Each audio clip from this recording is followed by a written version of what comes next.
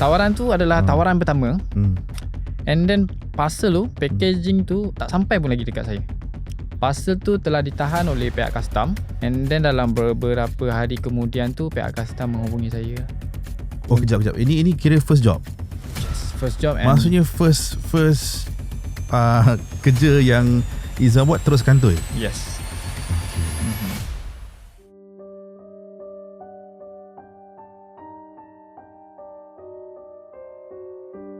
Bismillahirrahmanirrahim. Assalamualaikum warahmatullahi wabarakatuh. Welcome back guys. Borak Balai, podcast jenayah paling eksklusif di Malaysia. Okey, hari ini kita akan ke episod yang seterusnya. Ada seorang guest ni yang memang korang mesti tak sabar dengan cerita dia. Tapi sebelum tu guys, thank you very much yang subscribe Abang Crime, Abang Crime punya YouTube, Abang Crime. And thank you very much and share banyak dekat social media, dekat Threads, dekat IG. And banyak juga orang yang bagi macam-macam komen. And kita tengok ada komen positif, ada komen negatif. So kita akan perbaikilah mana-mana yang tak elok tu kan. Mana yang elok tu kita akan kita akan kekalkan sampai ke episod-episod yang seterusnya. Okay. So kita akan ada seorang individu yang sebelum ni kalau kita bercakap tentang pengedaran dadah kan, kita selalu cakap pasal isu ni yang dekat Malaysia, dan kita banyak juga kes yang baru-baru ni juruterbang yang ditahan dekat airport di Indonesia yang selundup dadah. Dan ada juga kes-kes yang sebelum ni kita tengok banyak juga kes orang Malaysia ni yang mengedar dadah di luar negara. Dan kita sebenarnya tahu yang bila mengedar dadah di luar negara ni, mungkinlah yang dalam fikiran kita fikir macam maybe sebab dia punya bayaran dia lumayan, dia dapat lebih banyak, mungkin dibayar dalam wang ringgit, currency di sana mungkin lagi mahal daripada Malaysia kan. Mungkin ada sebab-sebab kenapa dia orang ni sanggup pergi ke luar negara walaupun dia orang tahu benda tu sangat-sangat berisiko, dan dia orang sanggup buat untuk dapatkan wang yang banyak. Borak Balai, let's go. Untuk episod kali ni, Abang Crime bawa seorang individu yang dia dah pernah ditahan, didakwa di mahkamah di Korea, dan ditempatkan di penjara di sana selama beberapa tahun sejak 2021 ya. Yes. 2021 sampai 2025. Tahun lepas baru dibebaskan, lebih kurang 5 tahun macam tu di mahkamah di penjara Korea. Kita bersama dengan Izam. Apa khabar Izam? Terima kasih banyak datang ke podcast Borak Balai. Terima kasih juga sebab jemput. Okay, alright. No problem. Kita yang penting tu kan, kita dengan intipati apa benda yang kita nak share dekat kita punya penonton dekat luar ni. Mungkin cerita ni mungkin orang perlu tahu dan faham lah. Dan mungkin ada banyak pengajaran Izam sebab Izam sudah melalui benda tu. So Izam sekarang dah di Malaysia dah berapa bulan Dah setahun lebih. Balik itu tadi pada bulan 4 tahun lepas, 2025. So sekarang dah lebih pada setahun lebih lah menjalani hidup kat Malaysia. So far okay lah. Sebenarnya itu orang kata life yang giving back, dia memberi balik kehidupan yang dulu Izam bilang. Newborn. Kelahiran semula. Kelahiran semula. So bila cakap pasal dadah ni macam yang saya share tadi lah dekat awal tadi kan, kita tahu yang banyak kes-kes orang Malaysia ni yang kantoi dekat luar negara bawa dadah, dan macam cakap lah, sebenarnya korang tahu kan benda tu sebenarnya berisiko, tapi kenapa buat juga. Sebelum kita pergi ke situ, kena dulu Izam ni latar belakang dia macam mana. So Izam boleh share sikit dekat kita punya penonton kita kan. Izam punya latar belakang sebelum ni sebagai apa, anak nombor berapa, dan bekerja sebagai apa sebelum ni. Alright, bismillahirrahmanirrahim. Okay, nama saya Izham. So boleh panggil saya Izham lah. Izham. Kita tak nak dedahkan full name kita. Okay. So basically saya dari Negeri Sembilan, and umur saya 30. Dan pada mulanya saya berhijrah dekat Korea tu pada tahun 2017. So sehingga 2025 lah saya menetap kat sana. So saya anak yang ketiga daripada 4 orang adik-beradik. Okay. Sebelum tu Izam bekerja sebagai apa? Di mana? Di Korea ke? Di Malaysia. Di Malaysia saya belajar, and then saya ambil keputusan untuk datang ke Korea lah habis belajar tu. So masa nak pergi ke Korea tu kan, apa yang mendorong Izam rasa macam aku nak pergi ni Korea ni? So kalau dijadikan cerita pada mulanya, saya bercinta lah dengan seorang perempuan ni and nekat untuk berkahwin dengan dia. So niat saya untuk berhijrah kat Korea tu untuk dapatkan pekerjaan yang berpendapatan tinggi. So kita boleh ada modal lah untuk buat majlis perkahwinan. So itulah tujuan saya lah datang ke Korea pada mulanya. Oh, semata-mata sebab perempuan ni? Bukan sebab perempuan, sebab cinta. Sebab cinta. Yes. Sebab cinta guys. Kasih sayang mendalam sanggup korbankan apa saja. Yes. Merentas merentas negara. Laut Cina Selatan. Laut Cina Selatan. Okay. Okay, lepas tu kira dia okay, itu kira faktor paling utama lah. Ya, faktor paling utama. Kita dengar pengorbanan seorang lelaki ni kan demi apa orang kata menghalalkan kan sebab nak kahwin dan sebagainya kan. Siapa sebenarnya yang bagi idea untuk Izam jom pergi Korea, kita cek duit kat sana? Okay, so benda tu idea datang daripada seorang daripada kawan saya, seorang kawan kampung. Dia dah pergi dululah selama 3 bulan ke 4 bulan yang tu, and then dia balik Malaysia. Kita orang jumpa, kita orang tanya, kau macam mana kerja kat Korea kan? Okay sangat, dengan gaji yang sangat lumayan.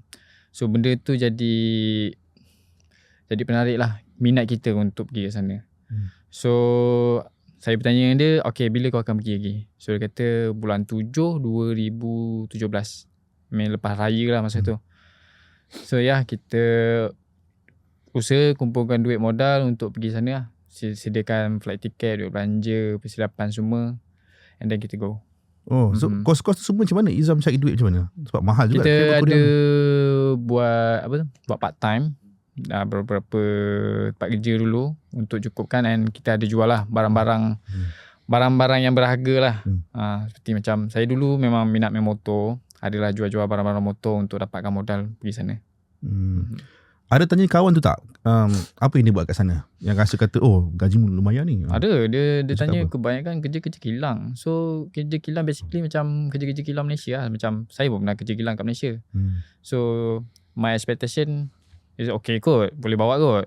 So why not kan? Negara orang kan, gaji tinggi, bedal je lah. Masa tu Izam umur berapa masa tu? Masa tu 21 tahun. 21 tahun buat keputusan untuk pergi merantau ke negara orang. Yes. Macam mana family punya feedback masa tu? Dapat feedback yang bagus daripada my mom, sebab dia memang dia bukanlah bebas, dia cuma macam okay, ni waktu muda kau pergilah lihat dunia ni. Sebab nanti kau dah tua, kau dah berumah tangga, benda tu kau takkan dapat. So waktu yang ada sekarang ni, kau explore lah dunia. Memang digalakkan lah. So sebab maybe sebab yalah macam cakap parents nak kita lihat dunia kan. Betul. Mungkin sebab masa tu pada awalnya tak terfikir pun buat benda-benda yang tak elok ni kan. Fikir macam nak pergi kerja kilang sebagainya kan. Tak takut kena scam ke masa tu kan? Tak lah, sebab kita percaya dengan kawan kita. Berapa ramai masa tu yang pergi? Masa tu I punya trip tu 6 orang. So semua pergilah. 6 dalam satu hari tu. 6 orang. Semua kawan-kawan dekat Malaysia ni, kawan-kawan kampung. Kawan-kawan kampung lah. Okay, so bila pergi tu sebenarnya sebelum pergi tu dah dapat kerja ke atau pergi sana baru minta kerja? Pergi sana baru minta kerja. Oh, jadi memang confirm lah dapat. Masih bila pergi sana tak prepare apa-apa, tak untuk ada tempat duduk semua. Demand pekerjaan dekat sana memang tinggi sebab sorry to say untuk citizen Korea memang anak muda diorang ni tak suka kerja yang hard labor tu. Okay.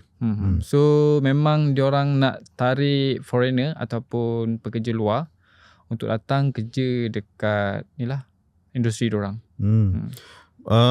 Kiranya masa awal kerja Korea tu memang kerja kilang, berapa income masa tu dapat? So untuk basic kilang diorang bagi 1.7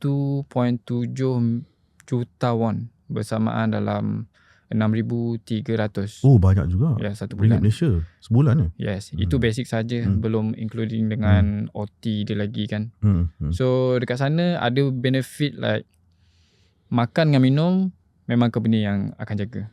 Oh, dapat. So kita tak perlu nak risaulah tempat untuk kita ni.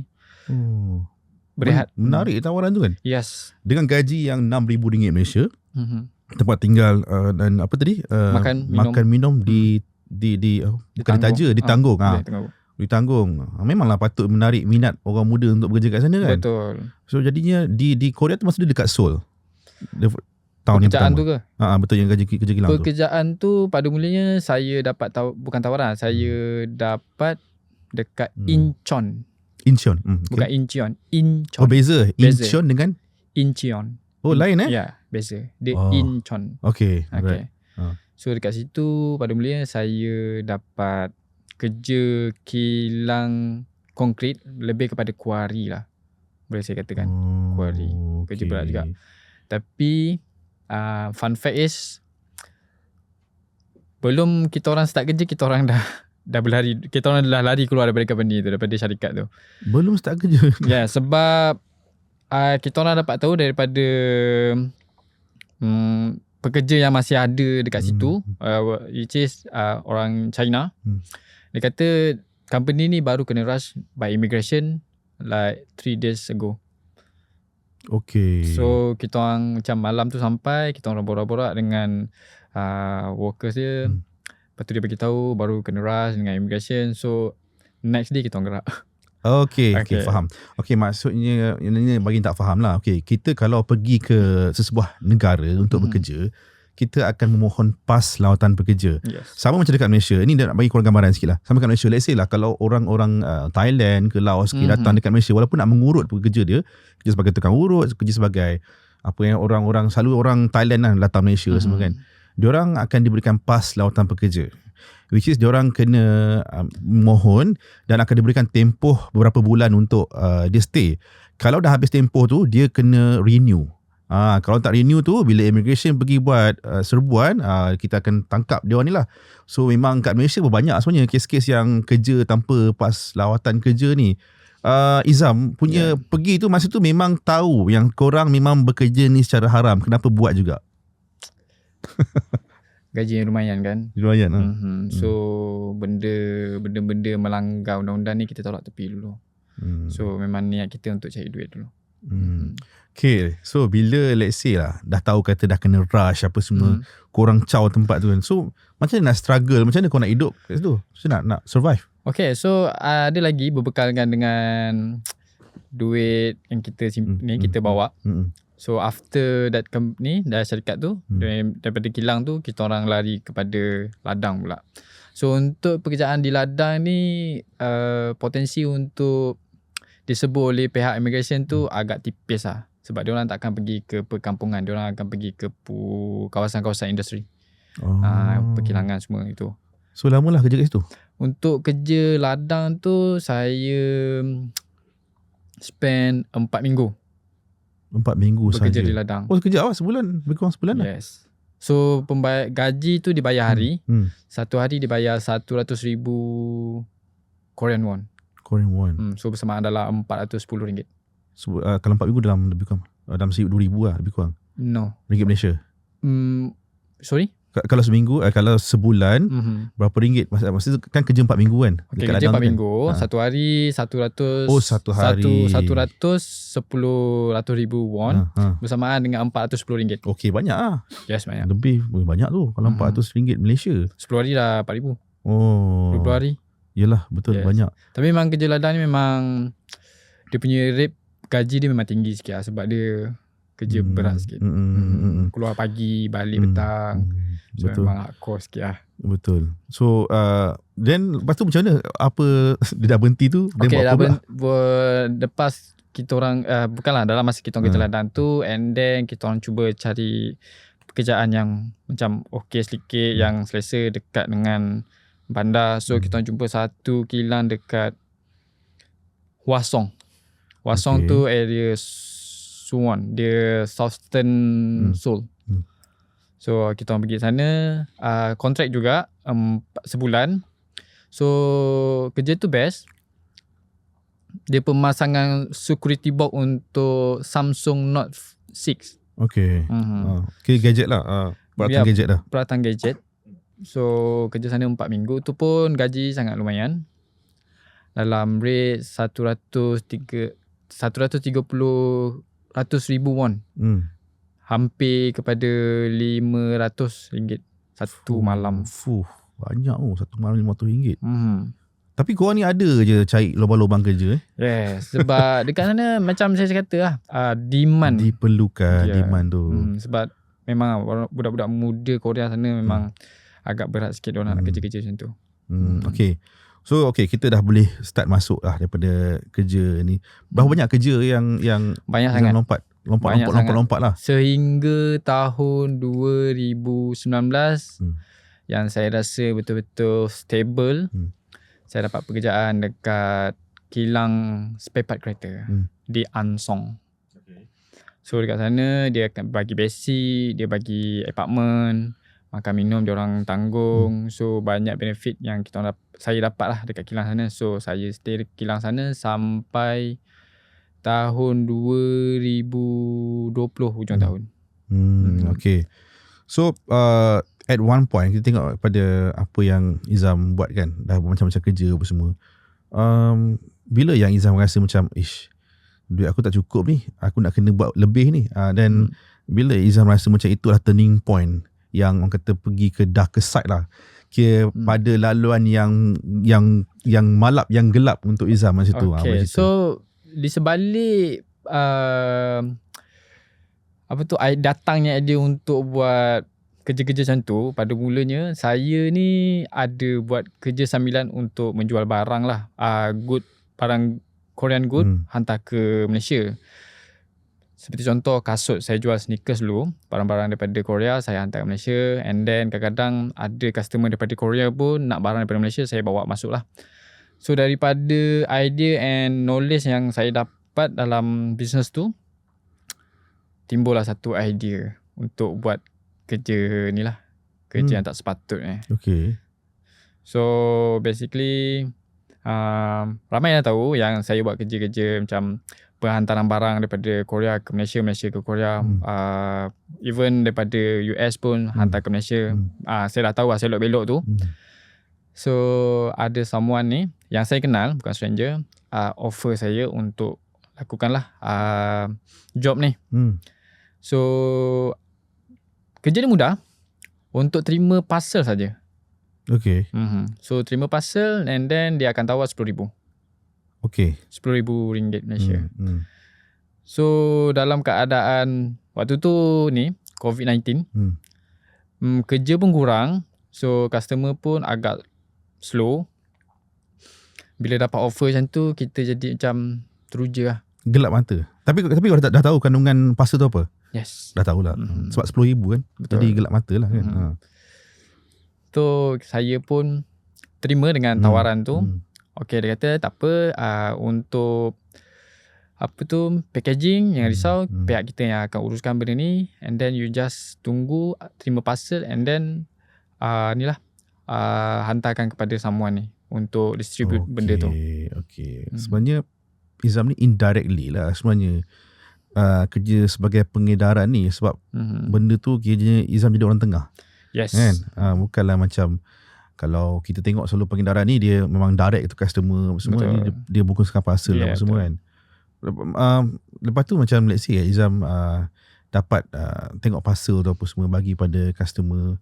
So memang tak rasa ke macam apa yang Izam buat satu rezeki yang to be honest, tawaran tu adalah tawaran pertama. And then parcel tu, packaging tu, the parcel tu tak sampai pun lagi dekat saya. Okay. Parcel tu telah ditahan oleh pihak custom.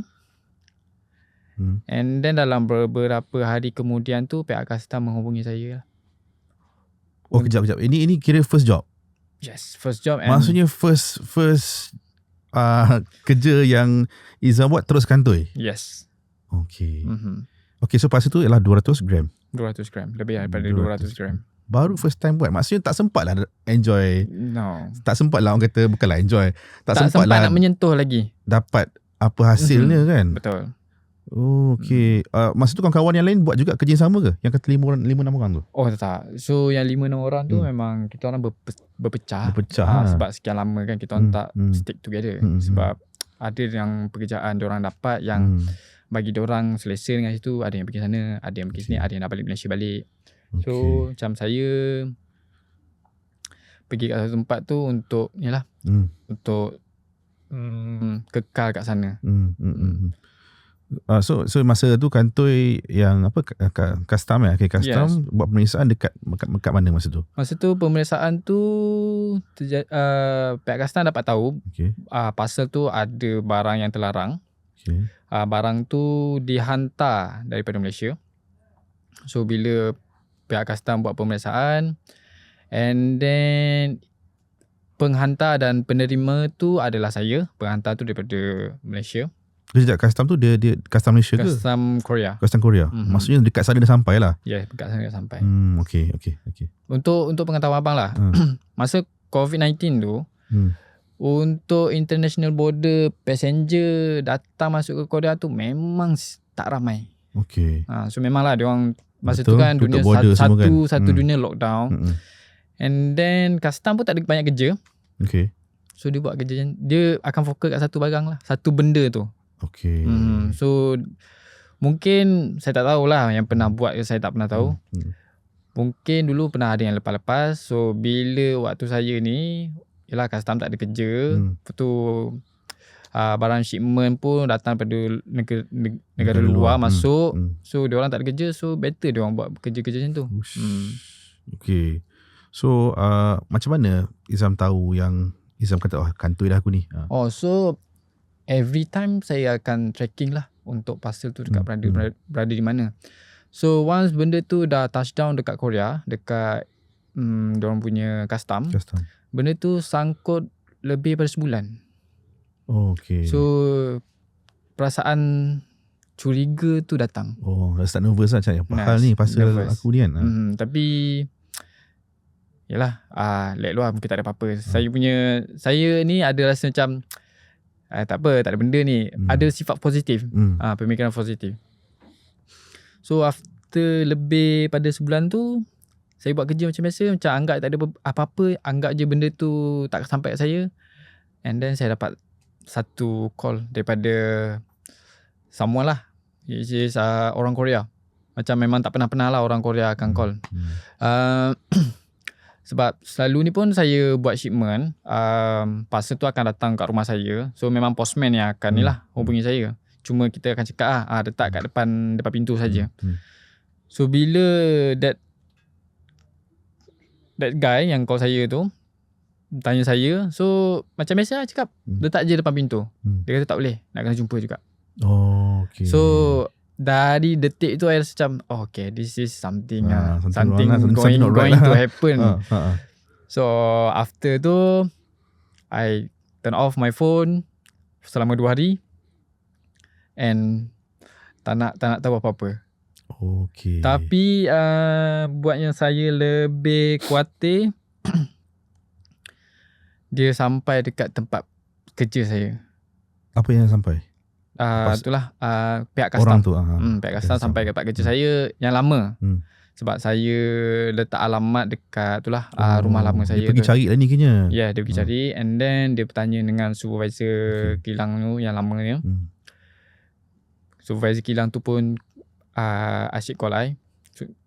So dia tanya saya dekat mana, saya cakap dekat sini, macam cuba mengelak lah. Dia beritahu ada orang nak jumpa. So saya rasa memang benda ni jadi lah.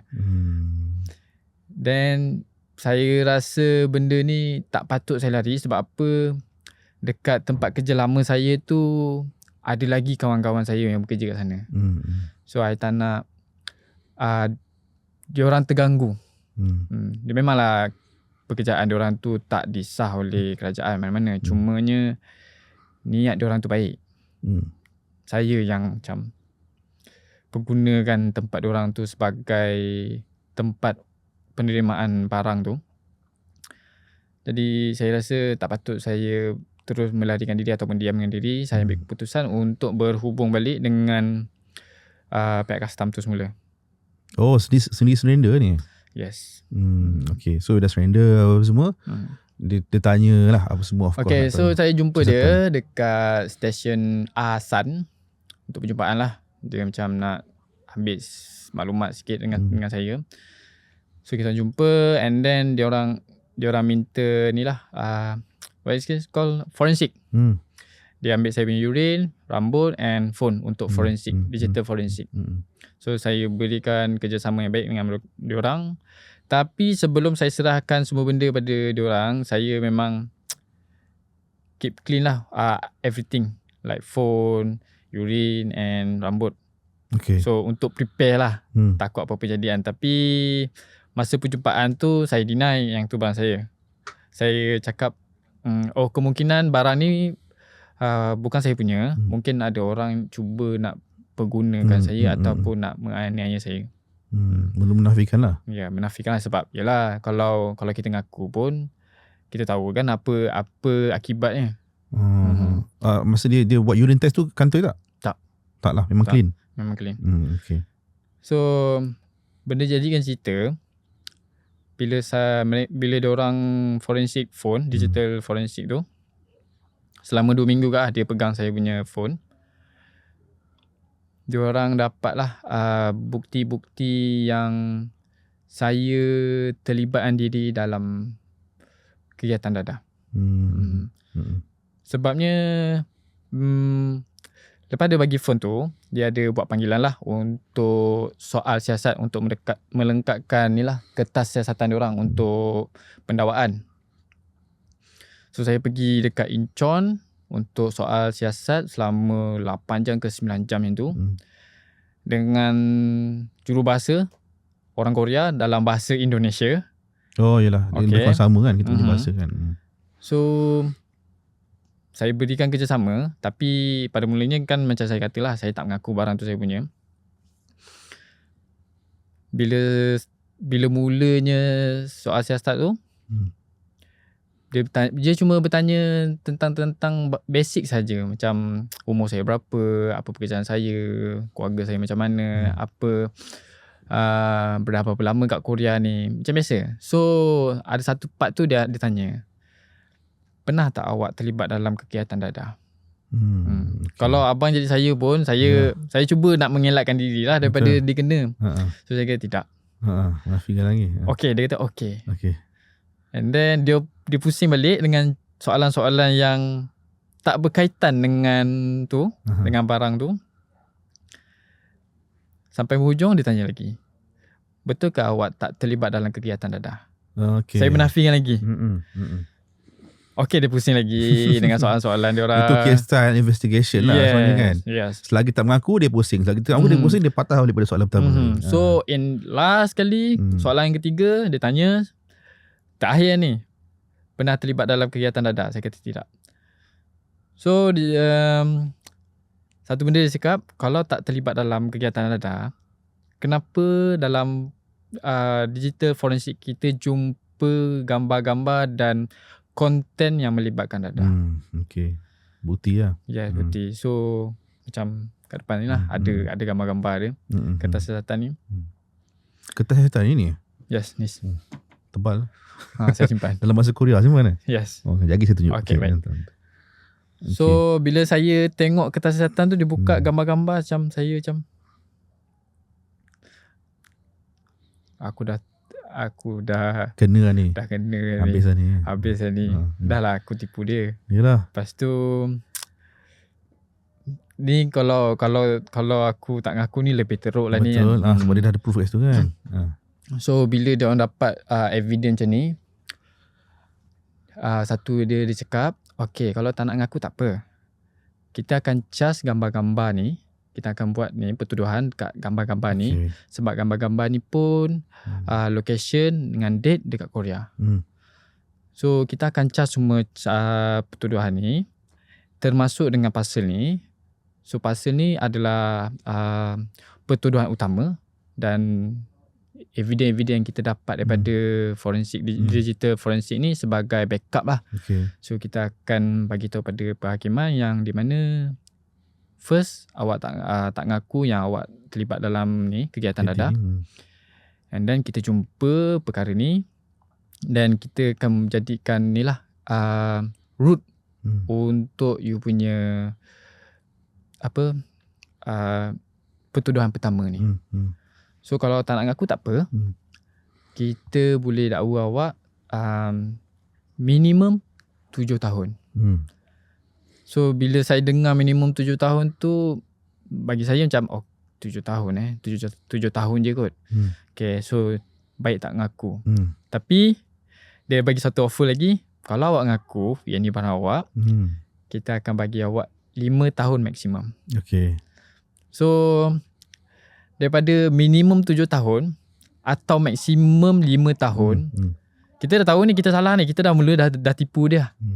So saya fikir masa-masa lebih baik saya mengaku saja. Okay, alright. So ambil 5 tahun je lah. Ambil 5 tahun. Mengaku masa kat situ lah. Kat situ juga. Lepas dia soal siasat tu pun ada soal hari siasat lain. tu kita ni lah ada buat satu agreement yang mana saya terpaksa untuk plead guilty untuk charge yang dia akan diberikan. So memang pihak pendakwa raya akan minta dengan pihak hakiman 5 tahun. Okay. So boleh share dengan kita punya penonton kita kan, apa barang yang awak bawa? Okay, so dalam parcel tu terdapat 200, lebih pada 200 gram ganja yang THC, right? THC. Scientific punya nama lah. So bahasa Inggeris dia marijuana. Marijuana ataupun dalam bahasa Malaysia ni Ganja lah. Okay. Kalau nak share dengan korang lah okay, sebab dah Google tadi. Okay, kalau kat Malaysia kan, kalau ditahan memiliki 200 gram ataupun lebih ganja di bawah Akta Dadah Berbahaya 1952, hukuman dia apa tahu? Di bawah Seksyen 39B, hukuman dia adalah hukuman mati ataupun penjara seumur hidup kat Malaysia. Kalau kat Korea macam yang Izam cakap tadi 5 tahun. Yes. Okay, tengok pada perbezaan hukuman ni kan. Mungkin sebab Izam dah go through pergi ke mahkamah apa semua. Maybe boleh share sikit lah di bawah akta apa, nak bagi faham. Dan kenapa hukuman ni lagi ringan daripada Malaysia? Untuk pahaman saya, jenis kes saya ni adalah narkotik untuk ni lah. Dia bukan dadah berbahaya sebab mengikut apa yang saya belajar, dadah yang saya bawa ni adalah dadah yang paling rendah sekali. Paling rendah. Yes.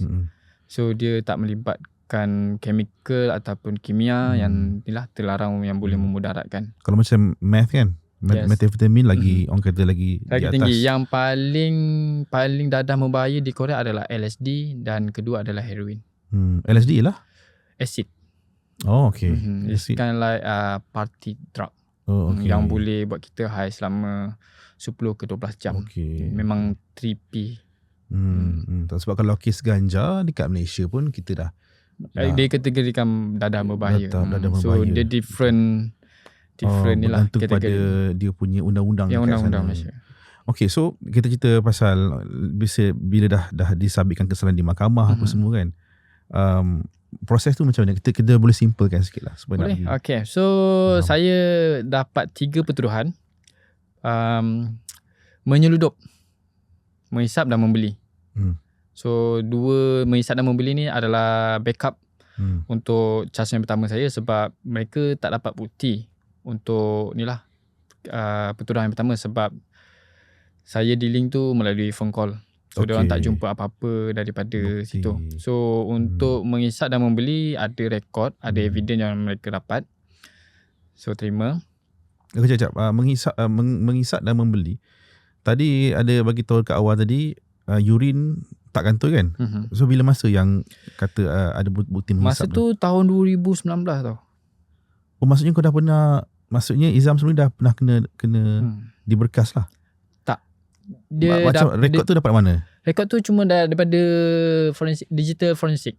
Digital forensik. Diorang dapat balik gambar-gambar tu and then rekod gambar tu macam detail gambar tu pada tahun sekian dan lokasi sekian. Sebabnya mereka boleh charge kita even diorang tak nampak ataupun urine tu clear.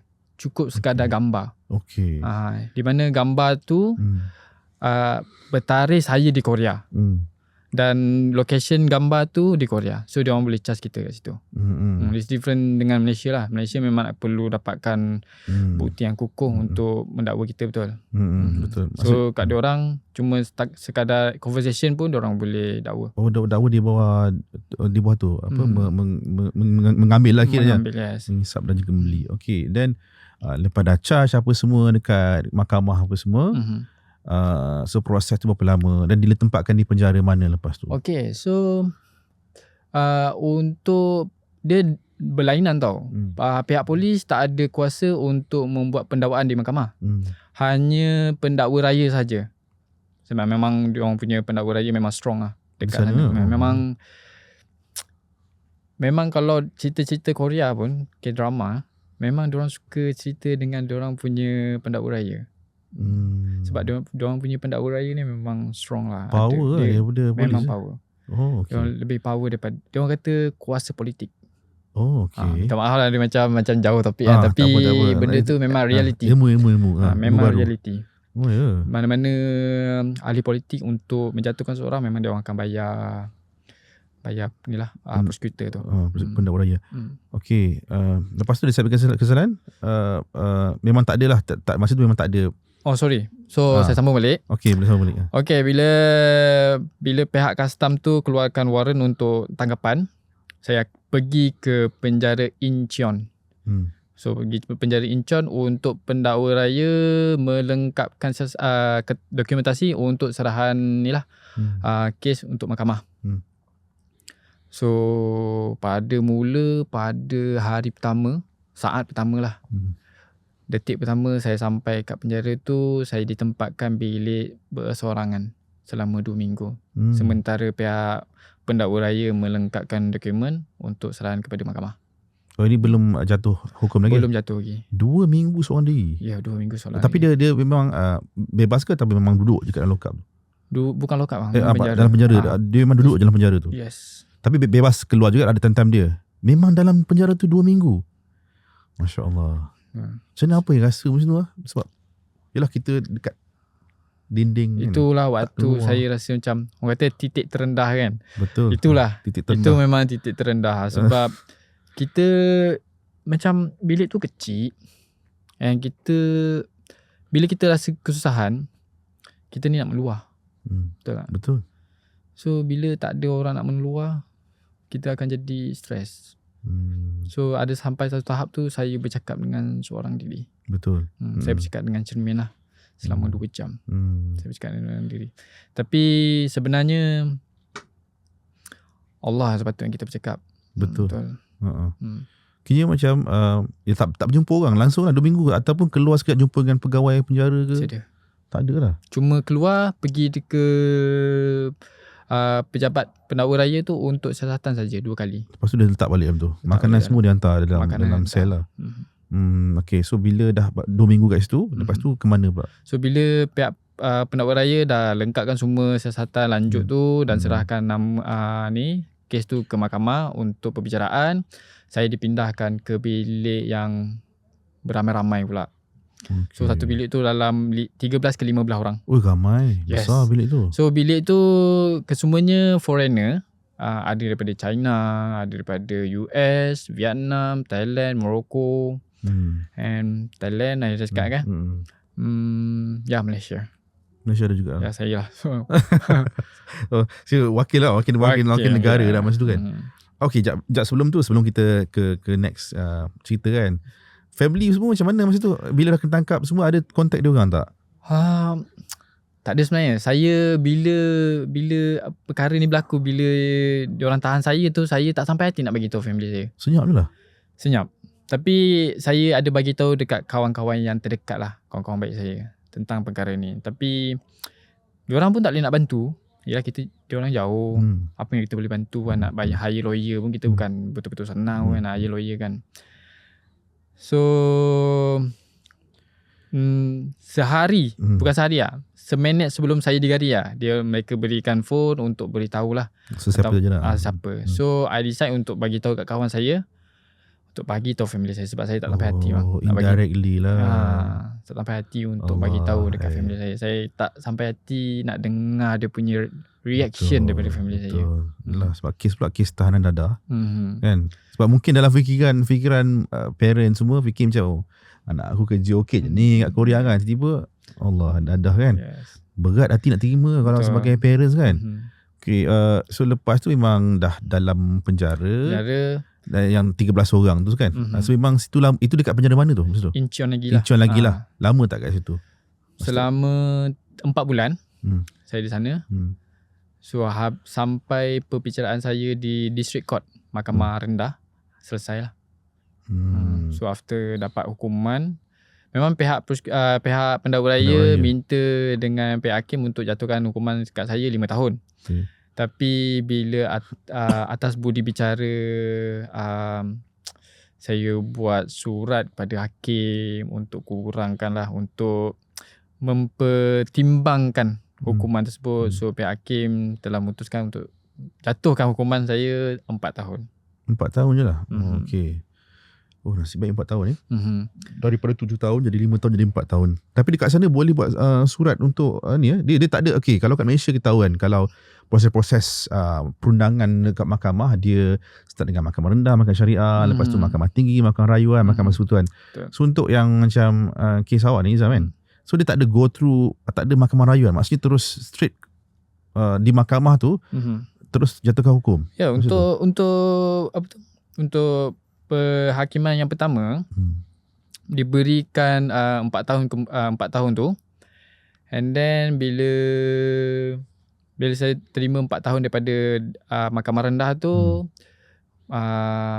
adalah officer yang jaga saya punya blok tu beritahu, okay, you boleh buat buat rayuan untuk mempertimbangkan hukuman tu dekat mahkamah tinggi. So saya buat. So untuk mahkamah rendah ni hakim dia seorang saja yang memutuskan. Tapi untuk mahkamah tinggi perlukan 3 hakim untuk menilai baliklah hukuman tu setimpal atau tidak yang sepatutnya saya kena. So bila saya buat permohonan untuk rayuan, so mereka pindahkan saya dekat penjara Anyang pula. So spesifik lah.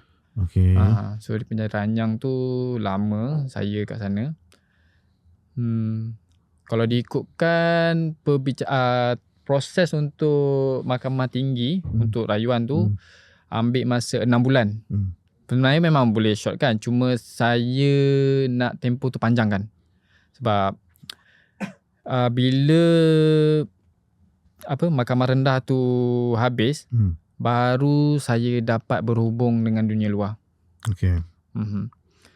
So dari mahkamah rayuan tu, mahkamah tinggi tu, saya dapat berhubung dengan dunia luar. Saya berhubung dengan kawan-kawan saya dapat berhubung dengan family saya mintakan diorang lampirkanlah macam gambar-gambar supaya saya boleh hantar surat pada pihak perhakiman yang di mana saya ni masih ada favor yang bagus untuk ditunjukkan ke orang luar. Jadi kalau tengok pada keadaan dalam penjara kan, mungkin Izam boleh kongsikan lah macam dari segi keadaan dalam tu kan, mungkin berbeza dengan kat Malaysia lah kan. Macam kita selalu tengok dalam cerita-cerita Korea, cerita Cell number 5, Cell number 7, Miracle Cell number 7 Miracle Cell number 7 tu kan, keadaan satu bilik tu macam ramai, dan kita tahu macam ada buku dia stack semua macam tu lah keadaan dia penjara Korea. Bagi saya selama saya menetap di Korea, kat luar penjara, dalam penjara, saya rasa cerita Miracle Cell number 7 is almost accurate dengan keadaan penjara kat Korea tu. Dia tak macam K-drama lain yang gaduh sana, gaduh sini, nak kena pergi nak makan dekat dewan makan. Tak. Kita memang duduk saja dekat dalam tu. Oh, ada keluar semua tak? Ada keluar? Ada keluar, tapi untuk riadah sajalah. Dia akan bagi 20 minit, 30 minit. Satu hari? Satu hari. Isnin sampai Jumaat. Okay, 20 minit satu hari, waktu petang lah beredah tu. Depend, ada yang pagi, ada yang petang, depend dengan barisan blok tu. Okay. Masa tu inmate dalam bilik tu berapa orang? Berapa orang dan daripada warga negara mana? Di Anyang tu.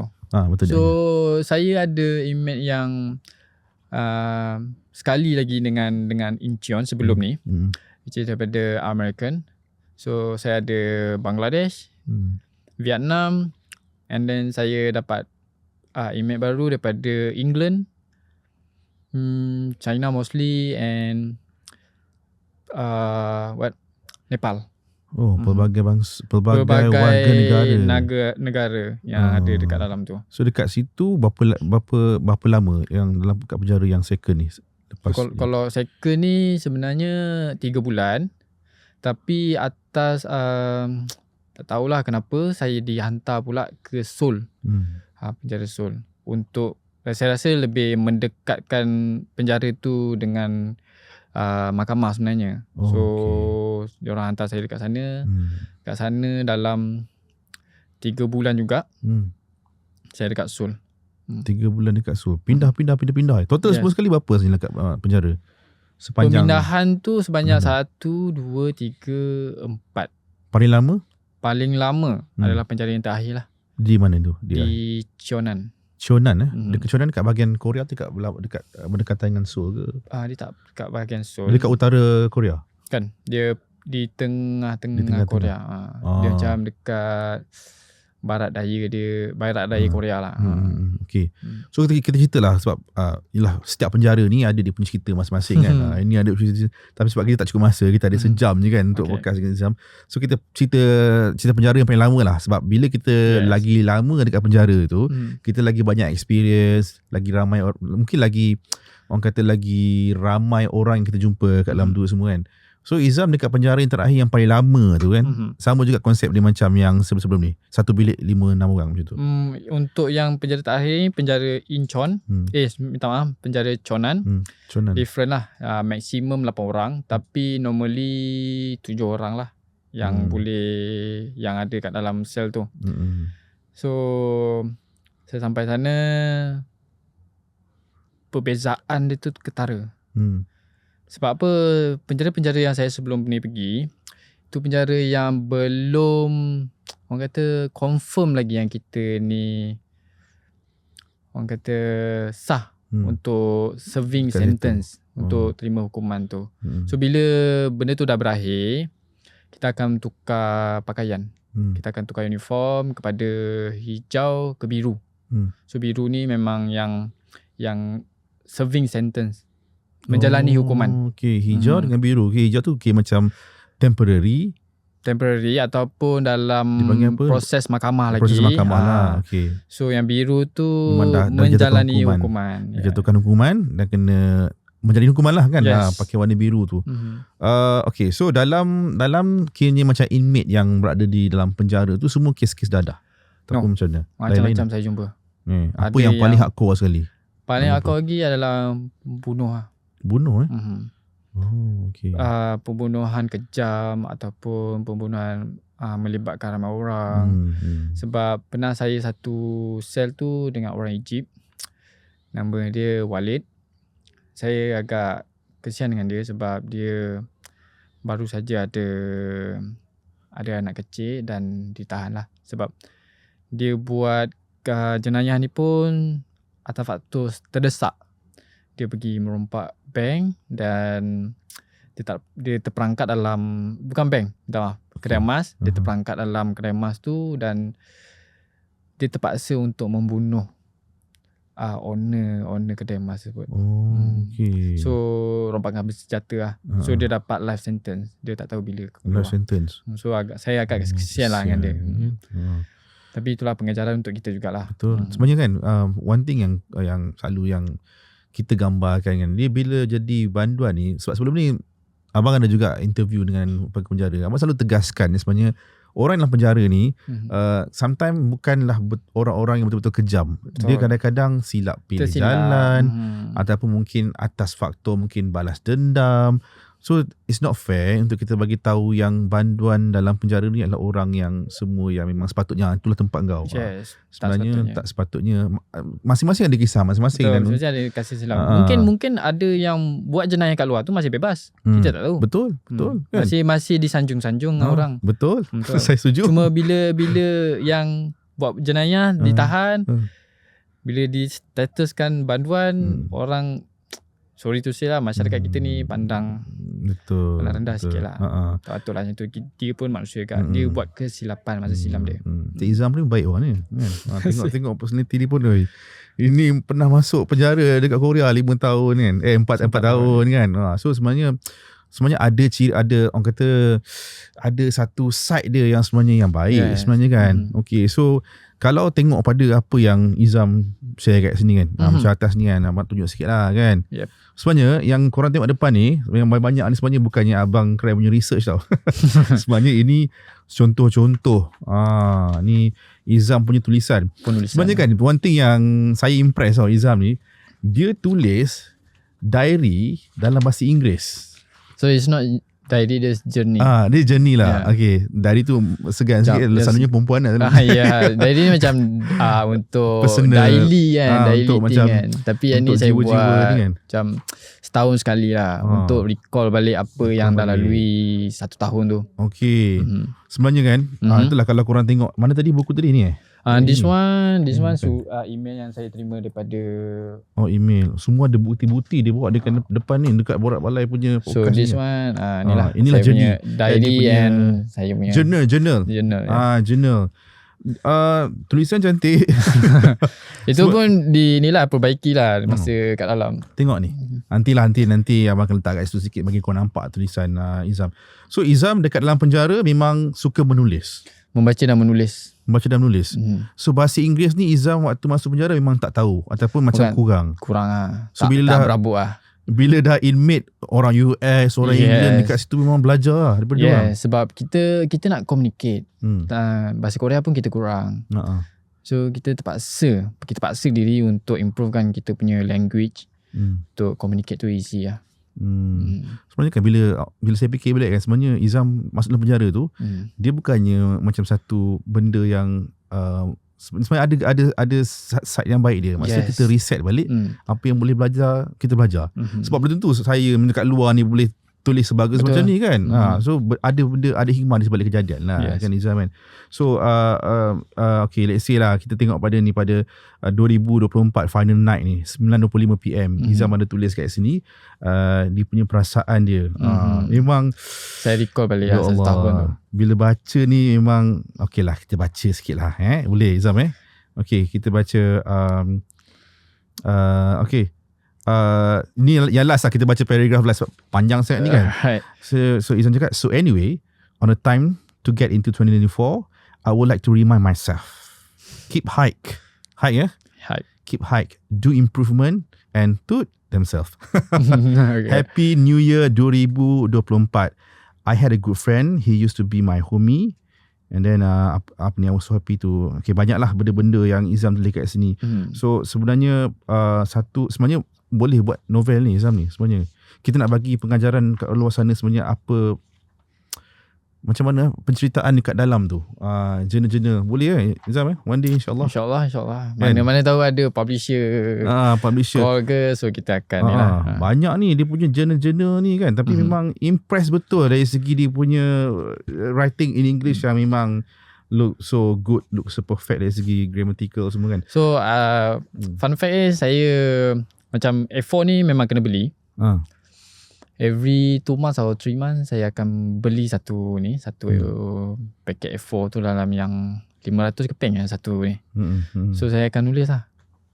Saya nulis je. Apa-apa saya tulis je. Memang saya suka tulis dekat A4. Kadang-kadang macam orang tanya kenapa kau tak tulis dekat apa tu writing paper kan, macam kan ada line-line kan. Tapi saya suka yang ni sebab tak ada line, saya boleh tulis like sebaris, selaris. Dekat dalam penjara imej-imej yang lain semua macam mana dari segi keakraban kurang lah. Maksudnya mungkin ada yang bila Izam dah keluar kan, dia orang still lagi dekat dalam tu. So macam mana Izam boleh ingat tak masa hari-hari terakhir Izam dekat dalam penjara tu? Hari-hari terakhir saya agak sedih sebab saya terpaksa tinggalkan orang-orang yang baik dalam tu sebenarnya.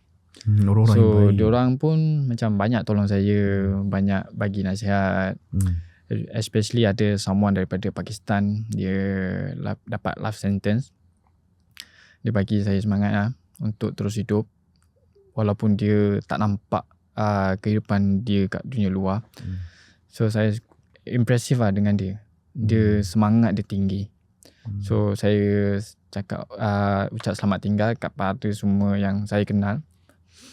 Even dekat bilik sebelah pun saya say goodbye sebab bukanlah saya nak bagi dia orang cemburu ke apa. Mean like it's still hope yang akan datang untuk korang. So jangan give up.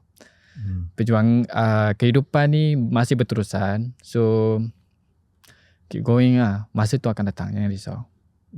So hari ni hari aku akan cakap goodbye kat korang, tapi nanti hari kau sampai, kau akan buat benda sama juga, sebab itu glory dia untuk korang. So agak sedih juga lah. Yalah, betul lah. Tapi di luar ni ada juga yang saya keep in touch juga. Ada yang dapat berhubung balik. So kita orang bertanya apa khabar, apa kerjaan semua. So everything good. Okay. Saya nak tahu satu benda. Izam dekat dalam penjara tu, apa benda yang Izam paling rindu pasal luar? Bila kat dalam tu rasa macam, aku dah start dalam ni. Apa benda yang rasa macam, ya Allah, aku terlepas nikmat tu kat luar. Paling rindu dekat kat luar. Kat luar. Di luar sana. Saya rindu untuk lihat bintang. Masya Allah. Bintang bulan. Sebab bila malam kita duduk dalam sel, ada pun nak tengok langit malam tu pun kena hintai. Dia ada macam tingkat kecil tu kan? Yes, dia nak kata kecil tak kecil, tapi dia boleh lah tengok. Tapi lebih kurang saiz A4 ni, betul? Tak. Ke lagi besar? Rasa besar dalam 2 kaki macam tu. Oh, besar juga lah. Dia ada 2 sliding tu. Cumanya macam pemandangan tu terhad lah. Cuma nampak lah snow turun. Memang nampak.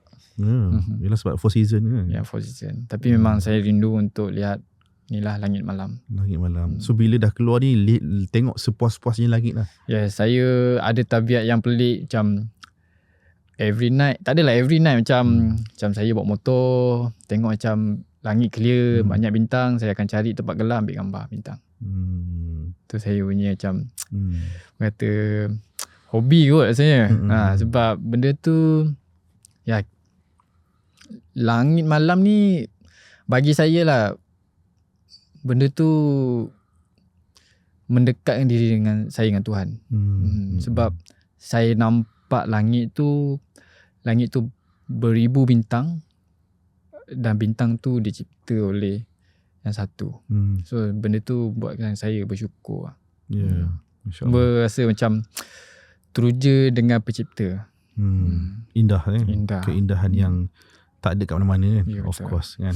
Dekat langit je. Okay, Izam, sebelum kita nak end ni kan, Izam ada macam family cuba contact tak masa Izam masuk kat dalam? Mereka ada cuba contact, tapi tak dapat lah. So saya dapat contact dengan mereka setahun selepas saya digari tu. Oh, tapi dia ada visit tak? Datang? Tak ada siapa visit. So memang saya survive lah seseorang kat dalam tu. Itulah kan. Macam korang bayangkan macam cut off hubungan dengan family korang, dengan mak ayah korang, adik-adik korang kan. Sebab kalau let's say kita ditahan dekat dalam negara, at least keluarga boleh datang lawat. At least kadang-kadang boleh bawa makanan daripada dia masak kan. Masakan mak semua kan. So dapatlah lepas rindu sikit kan. So bila Izam keluar daripada penjara, dan bila balik ke Malaysia, apa benda pertama Izam buat? Ataupun benda yang macam aku kena buat ni, aku nak keluar ni besok ni, aku nak balik Malaysia, benda pertama aku buat? First sekali ucapkan terima kasih lah kat mak bapak, family, sebab masih lagi terima anak yang dah lakukan kesalahan yang berat ni. Tapi macam agak berterima kasih, bersyukur sangat-sangat sebab mereka terima kan. Sebab apa ekspektasi saya, sebab mungkin diorang akan rasa down ataupun kecewa dengan apa yang saya buat. Tapi bila respon diorang, reaction diorang tu, penerimaan yang baik, saya pun jadi motivasi lah. So daripada situ saya berterima kasih lah dengan family saya dan kawan-kawan saya yang terima saya lagi sebagai ahli keluarga dan juga kawan-kawan. Tak pernah henti support saya selama saya kat dalam. Apa makanan mak yang paling rindu? Macam-macam. Macam-macam. Tapi masa sekarang lah, memang saya request dia akan masak apa-apa saja. Ya Allah, yelah pernah hilang 4 tahun kot kan. Bila dapat ni depan mata ni, nak makan apa? Makan mak masak kan. Ya betul. Memang dalam masa email yang dia hantar tu, surat yang hantar pun dia ada beritahu balik nanti cakap je nak makan apa mak masak. So email ni ada hantar ni ke dalam boleh baca ke masa dalam dia email tu dia orang hantar macam orang luar hantar, and then pihak penjara akan print out lah email tersebut. So macam kita boleh lihat lah. Boleh baca lah. So dia boleh tahulah apa mak cerita macam mana apa semua. Okay, maksudnya tak adalah terpotong terus, maksudnya ada juga hubungan tu kan, tapi dari segi apa yang kita baca lah. Okay. Last lah Izam, okay, ni adalah satu pesanan untuk orang-orang muda dekat luar sana yang macam aku cita-cita tinggi, aku nak pergi kerja dekat luar negara, tapi bila buat satu kesilapan habis. So apa Izam? So untuk saya punya pesanan lah, so yang mana rasa nak cuba pekerjaan dekat luar negara tu, saya tak menghalang dan saya tak setuju. Cumanya bila dah ada peluang tu, jangan persiakan, janganlah sekali-kali buat benda yang melanggar diorang punya undang-undang lah, sebab kita takkan nak jadi macam saya kan. Betul. Macam terputus hubungan tu dengan dunia luar. So macam saya bernasib baik, macam kawan-kawan saya dengan family saya masih lagi menerima atau masih lagi support saya. So in case macam you guys yang tak tahu apa kesudahan dia, mungkin bila family dapat tahu, dia dah rasa kecewa, kawan-kawan akan menghilangkan diri. So fikir benda tu, fikir elok sebelum buat keputusan. Tapi saya memang alhamdulillah, itu mungkin rezeki saya yang Allah bagi pada saya. Rezeki Allah yang bagi, sebab kita kena tengok daripada sudut yang rohani, yang baik lah kan. Maksudnya dari segi kita reset balik lah life basically. Okay, terima kasih banyak Izam. Alright, sama-sama for your time here.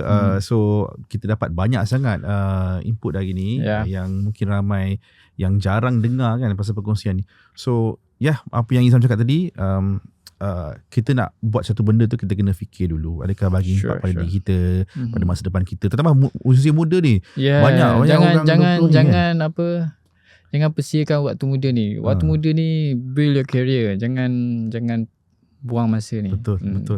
Nanti bila jadi macam saya, nak kena restart balik memang agak susah. Sakit lah. Tapi dalam masa saya struggle ni, keep going lah. Okay. So thank you very much Izam. Banyak sangat perkongsian, Alhamdulillah. Semoga korang dapat banyak manfaat dan juga pengajaran daripada episod minggu ni. Tapi sebelum kita nak habiskan kita punya podcast ini, Izam belanja sikit cakap Korea. Berapa tahun duduk kat Korea kan? Cakap terima kasih. Contohlah terima kasih dan jumpa lagi. Okay, cakap dekat kamera. Mana kamera ni? Alright. 안녕하세요. 저는 이자함입니다. 감사합니다. 다시 만나요. Mahal tu.